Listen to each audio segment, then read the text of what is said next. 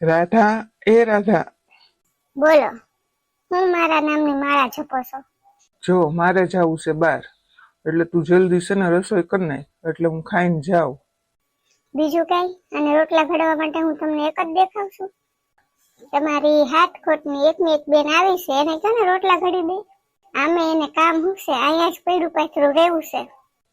મારી બેન આ ઘરની મહેમાન કહેવાય, એને કામ ચીંધવાનું હોય આપણે? ક્યારેક ક્યારેક આવે ને એને મહેમાન કહેવાય. આ તો રોજના ધામા હોય અહીંયા, એને મહેમાન ન કહેવાય. એને કહેવાય કે બેન રસોઈ કર નાખ, તારી ભાભી એકલી કેટલી જગ્યાએ પોગે. મને એ નથી સમજાતું કે તને મારી બેનથી વાંધો શું છે? જ્યારે અહીંયા રોકાવા આવે ત્યારે બસ તને કાંઈક નું કાંઈક પૂજે બાંધવાનું. એને તારું શું બગાડ્યું છે? તું એની વાહે હાથ ધોઈને પડી ગઈ છો. તું તાર બાપાને ઘરે જાશો? તું તાર બાપાને ઘરે જાશો તો ત્યાં કામ કરશો કાંઈ?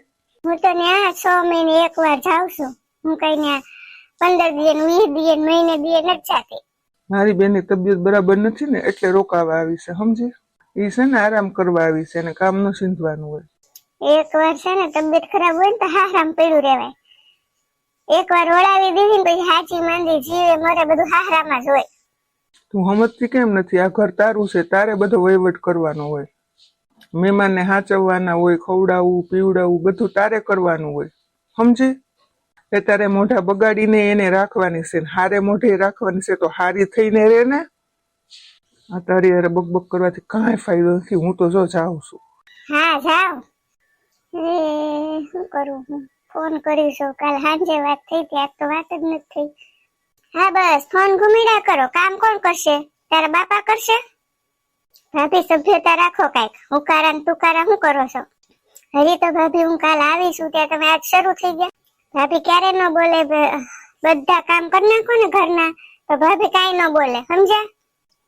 જેમ કયો એમ. તમે જે બોલો એ અમારે તો સાંભળવું જ પડે. સાંભળવું જ પડે ને. હાસુ તો હગા બાપને સંભળાવવું પડે. મારે છે ને તમારે લપ નથી કરવી. તમે છે ને કામ કરવા માંડો. હાલો. થોડા દિવસ પછી આ તમારા હાહુનો હાહરાનો કોઈનો ફોન નથી આવ્યો. મને લાગે છે તમે નક્કી કઈક લખણ ઝળકાવીને આવ્યા છો. કેટલા દી થઈ ગયા? 15-20 દી થઈ ગયા. તમારા ધણી તમને છે ને ધક્કા મારીને કાઢી મૂકેલા છે. મારો ધણી છે ને તમને બરાબર ઓળખે છે, એટલે ફોન કરે ને તમને ન કરે, બાપુને કરે, સમજ્યા?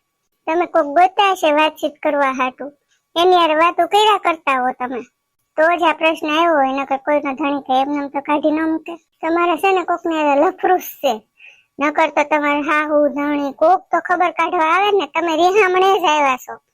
ભાભી મારે તમારા જેવા લખણ નથી કે હું પરપુરુષ હારે વાત કરું. બેટા કરી લીધા દર્શન?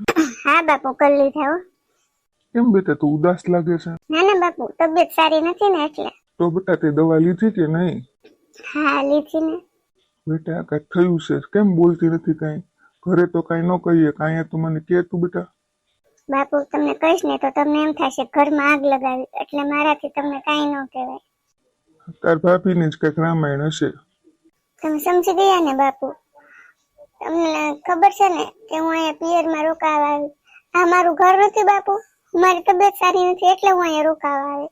મને એમ ન હોય હું મારા માવતો પાસે જાઉં, પણ ભાભી તો ન બોલવાના વેણ બોલે છે. મને ખબર છે બેટા, એ ભલે ને બોલે, હું બેઠો છું ને હજી. બેટા તું સાચી થઈ જાય ને પછી જાજે તું તારે. હા બાપુ ભાઈએ ભાભીને કઈ નથી કહેતો, મને તો ઈ થાય છે. અરે બેટા ભાઈએ કઈ થાકી ગયો પણ કોઈની વાત માને તો થાય ને. પોતાને ધણીને ગમે એમ બોલે છે બેટા, તો તને તો બોલે જ ને. તમે તો એને દીકરીની જેમ રાખો છો, તોય છતાં કોને ખબર હું નડે છે એને. હળી મળીને રહી તો કેવું સારું લાગે. હું તો કદાચ 5-15 દી રોકાવાની, આખી જિંદગી થોડી રોકાવાની છું બાપુ. હાલ હવે ઘરે જઈએ આપણે બેટા. હા બાપુ હાલો. આવી ગયા બાપ દીકરી મારી ઘુસપુસ કરીને. હું તો આ ઘરમાં બધાને કાંટાની જેમ ખૂચું છું. વહુ બેટા કોઈ મને ચડાવ્યો નથી, તો હકીકત કેતી હતી ખાલી. જી તમારી દીકરી હાચવવા નથી આવવાની, વહુ જ હાચવવાની છે. તો વહુ વિરુદ્ધ છે ને ખરાબ શબ્દો ન બોલાય. અરે બેટા કોણે ખરાબ શબ્દો બોલ્યા? કોઈ નથી બોલ્યું. જો ભાભી તમને છે ને બાપુ દીકરીની જેમ જ રાખે છે, પણ તમને દીકરી બનતા નથી આવડતું. ઠીક, તો હવે તમે મને સમજાવશો કે આ ઘરમાં મારે કેમ રહેવું? તમે આ બધું બોલો છો ને એમાં તમારી ખાનદાની બહાર નીકળે છે, તમારા મા બાપની આબરૂ જાય છે. તમે શાંતિથી રહ્યો અને રેવા દો બાપા. તમારી દીકરીને કહી દેજો વેલા હારે ને હારે જતી રહે, મારે અહીં નથી પોહાતી. અરે વહુ બટાઈ વય જ જવાની છે, પણ એની તબિયત તો સારી થવા દો. મહિના દીઠા તો ગુડાની છે, પછી કેટલીક તબિયત હારી કરવી ઠાસી મૂકીને એને જવા દેવાની છે. તમને બહુ દીકરીને દઈ આવતી હોય ને તો તમે એને ભેગા હાહરી એમ વયા જાવ એના. હે બાપા, તમારે યારે કોણ માથાકૂટ કરે? તું કેમ કોઈ વાત સમજવા તૈયાર નથી? મને શું કામ સમજાવો? તમારી બેનને સમજાવો ને. અહીંયા શું કામ ઘડીએ ઘડીએ આવ્યા કરે છે? આ એના બાપનું ઘર છે, અહીં નો આવે તો ક્યાં જાય? એ બાપનું ઘર. એને છે ને આ ઘર પૈડા કરીને મોકલી દો અહીંયા. હે ભગવાન, મને સમજાતું નથી કે મારી બેન હારે તને વાંધો શું છે? મને એ નથી સમજાતું કે તમે એટલી બધી તમારી બેન નું ઉપરાણું કેમ લ્યો છો? બાયડીની બાજુ કેમ નથી બોલતા? બાયડીની બાજુ છે ને જે બોલાતું હોય ને ઈ બોલાય, એ બધું ન બોલવાનું હોય. અરે બેટા, હું કામ બાંધો છો? બાપા રેવા દો ને. લ્યો દીકરો ઓછો હતો જ બાપા આવી ગયા પાછા. બસ હવે બોલવામાં ધ્યાન રાખ. મારા બાપા સામે વાત કરી રહી છો તું. રેવા દો ને ભાઈ હવે. બેનબા તમે તો કઈ બોલતા જ નહીં હો. જે થાય છે ને એ બધું તમારામાંથી જ થાય છે. તમે જ અમારા સુખી સંસારમાં આગ લગાડવા આવ્યા છો. ભાભી, મેં શું કર્યું છે? હું તો મહેમાન છું. આ 2 દીનું કહીને તમે 2 મહિના થયા. આ છે ને તમારી બેન કાળું મોઢું કરીને આવી છે ને, એટલે એના ધણીએ કાઢી મૂકી છે, બીજું કઈ નથી. બસ હવે બોલવામાં ધ્યાન રાખ. હું બોલશો તને ભાન છે કાંઈ? કેમ હાસુ કીધું એટલે પગ હેઠે રેલો આવી ગયો? તમારી બેના કાંડ જેવા કીરા છે કે ગઈ છે રખડવાન, ધણી જોઈ ગયો હશે. બસ બોલવાની ભાન છે કાંઈ?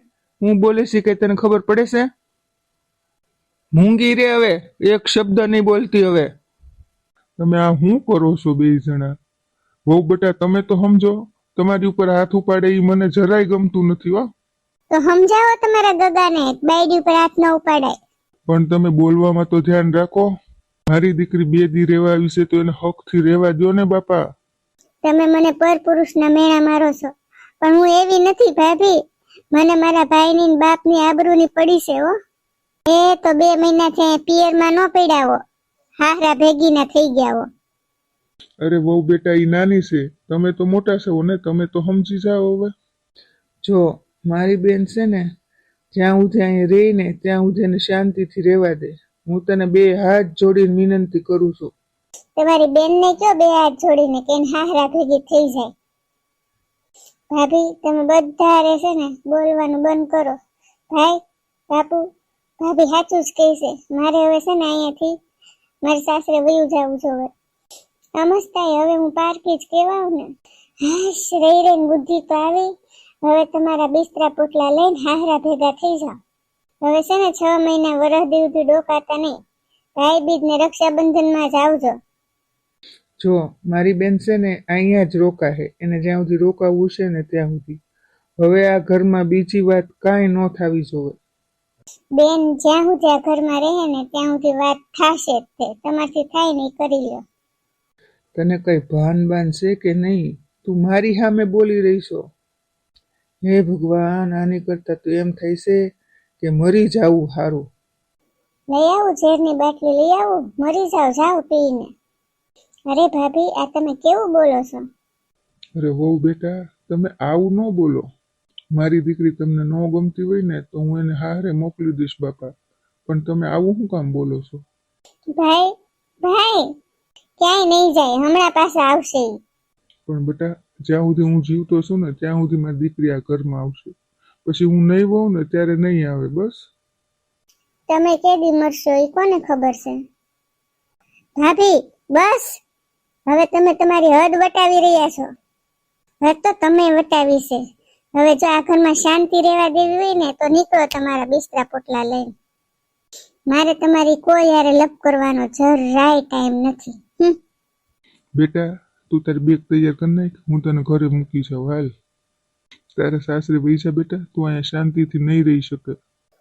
હા બાપુ.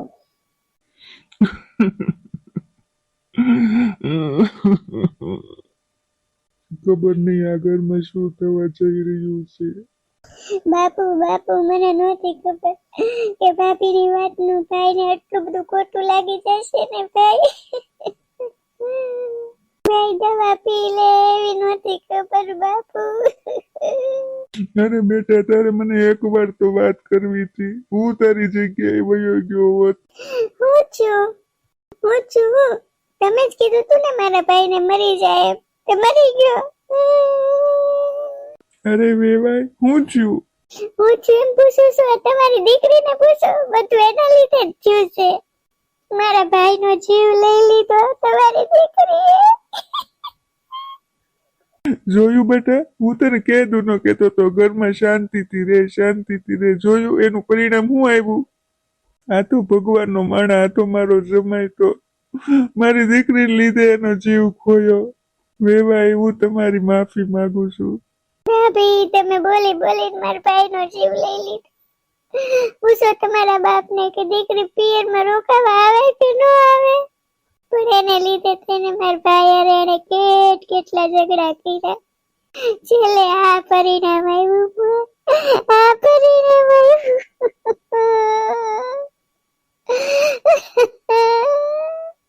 બેટા તું ઊભો થઈ જા. હું તારી જગ્યાએ હુઈ જાઉં. મારો બાપ ઊભો થઈ જા. મારા હાવજ ઊભો થા.